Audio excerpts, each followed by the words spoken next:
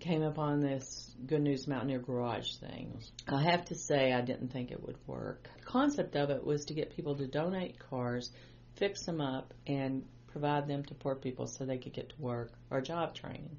Great idea. I knew from all my advocacy work with really low-income people that transportation was a huge deal. If you lived on a bus line, your rent was going to be a lot higher. In this southern West Virginia, family still provided a lot of support. So if your family was in the country, getting a car was a huge thing. So when they said, you can just move on a bus line, that was giving mamas can't watch the kid when it's sick and the kid can't go to school. You have to miss work. They gave up a lot of support just because they couldn't keep the money together. So I knew it was a good idea, but I thought, man, West Virginia is awful poor. But we had a grant from the Benedum Foundation, got a contract with DHHR to see if it worked, if this would actually get people off. And amazingly, it did.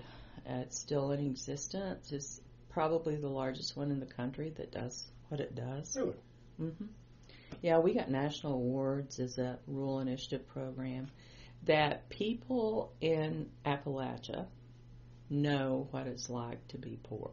They might not be poor, but it's like the drug epidemic. You'd be really hard-pressed to find someone in this state that's not had some relation, neighbor, church member's kid or whatever that's not been affected.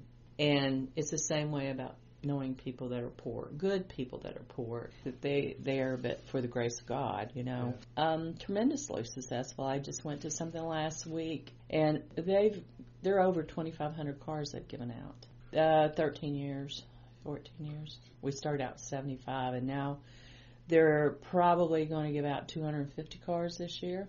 But the time we were in business long enough to collect data, about over 90% of our people that had gotten cars after a year were either off welfare completely or in a job training program that would lead them off.